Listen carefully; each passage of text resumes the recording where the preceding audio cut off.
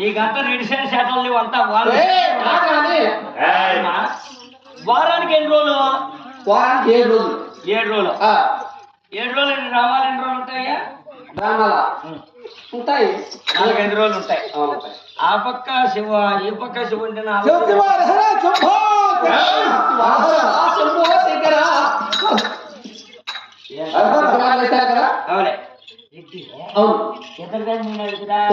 లెక్కాడు పెట్టాడు. మళ్ళీ నీతో కూడా మాట్లాడుతున్నాడు. ఏం చేస్తాడు? అడుగుతున్నాడు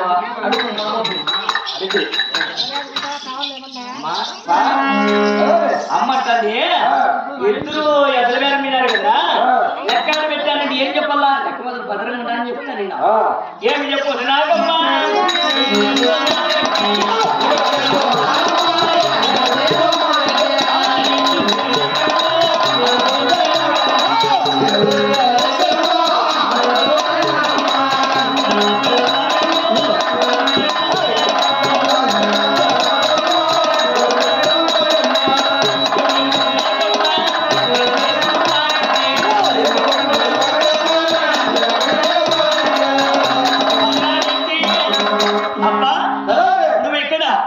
అమ్మ ఇక్కడ నేను అమ్మబోయిపోతాను.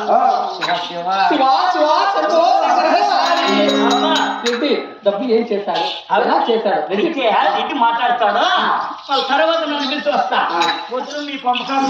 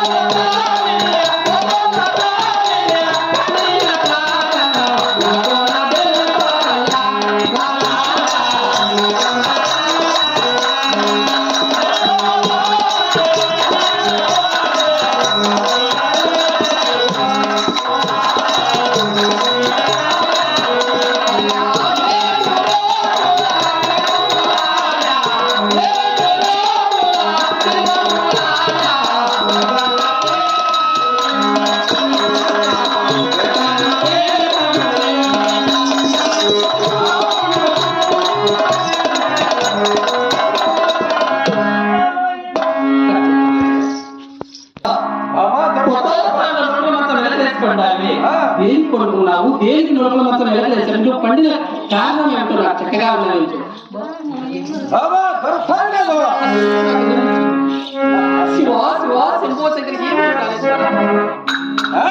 నీవు బంగారు కోమలే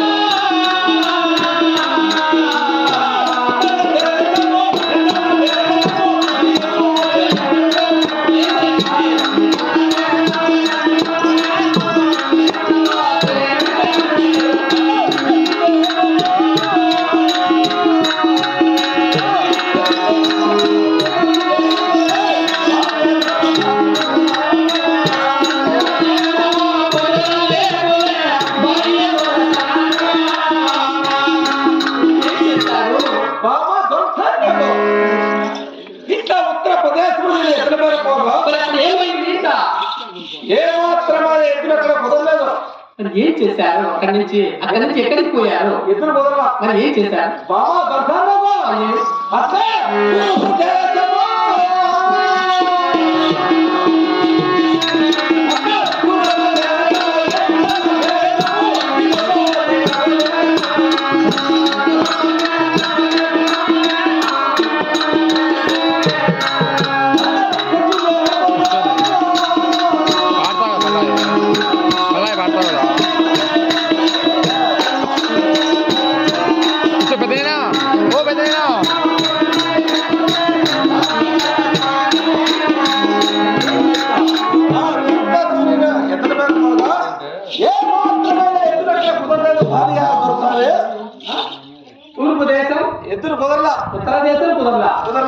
మరి దక్షిణ దేశం పోయారా మరి ఇలానే వచ్చారా?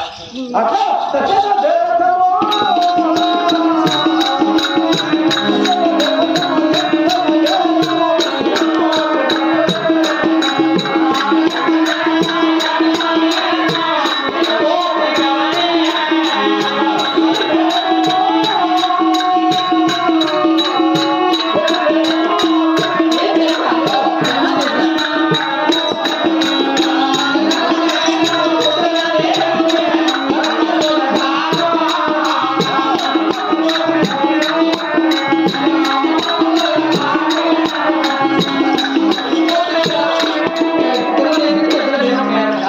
అక్కడ ఎద్దులు కుదిరాయా నాలుగు ఉంటుందా? మామా దొరసాన్నము నేను దొరసాలని అంటున్నాను. దక్షిణ దేశము ఏ మాత్రం కూడా ఎదురు కుదరలా. మరి ఇంటికి వచ్చారా? ఏం చేశారు? ఇంకెట్లా వస్తారా ఎదురు మీరు? మరి ఎద్దులు లేవు కదా, ఏం చేశారు? పరమట దేశము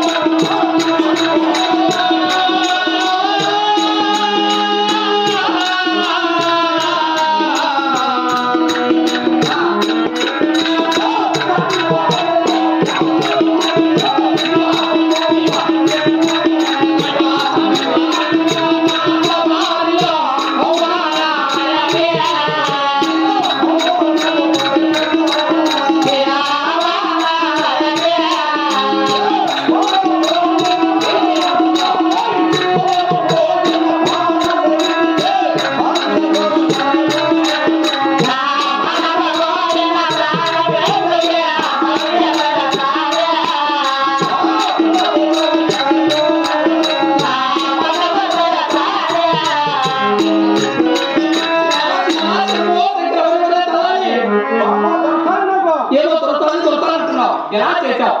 ఎట్లా ఉత్తరం చేస్తున్నా ఎదురు పోతే అక్కడ ఏం జరిగింది? అక్కడ ఎద్దులు కుదరలేదు. కుదరలా. దక్షిణ దేశం పోయావు, తూర్పు దేశం పోయాను, అక్కడ ఎద్దులు కుదరలా. దక్షిణ దేశం పోయాను, ఎద్దులు కుదరలా. మరి లాస్ట్ లో ఏ దేశం పోయావు? తూర్పు దేశం పోయాను. పరమదేశం పోగా అక్కడ ఏం జరిగింది? ఇంకా ఏమి జరగలా. మన తలావాడు ఏం చెప్పాడు నీకు తెలుసా? నాకే తెలుస్తుంది. నేను క్యాష్ ఇచ్చాను, డబ్బు ఇచ్చాను, తలావాడి దగ్గర పంపించాను. తలావాడు ఏం చెప్తున్నాడంటమ్మా? అయ్యారంటే మనకేమో దోషమన్నది. ఇక్కడ ఊరి మీద మెరవస్తున్న దేవత అంటే ఆ దేవదేవత మెరవస్తున్నది. మనం కాయలు కొట్టి కప్పు రాత్రి వచ్చి దండ ప్రమాణ ఎద్దులు వస్తాయంటే అంటే దేవతకే ధనం చేశారు, దేవతకే కాయ కప్పులు కొట్టారు కదా, మరి ఎందుకు అదే దేవత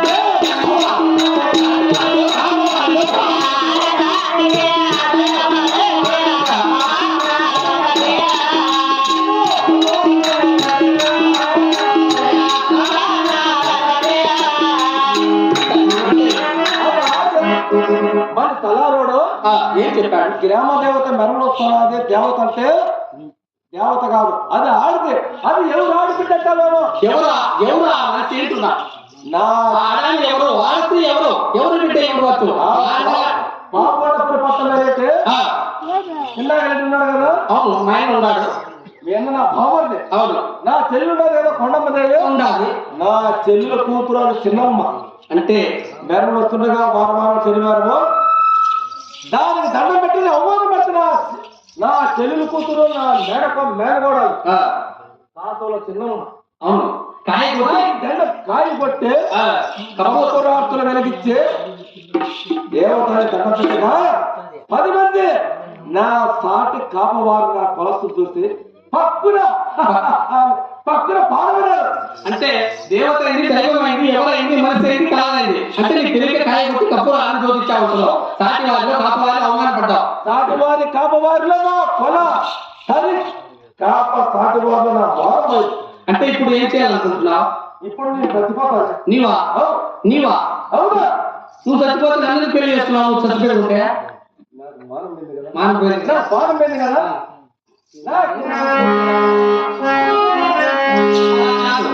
నీవంటే నాకు చేరా ఇష్టం, చేరా ప్రేమ.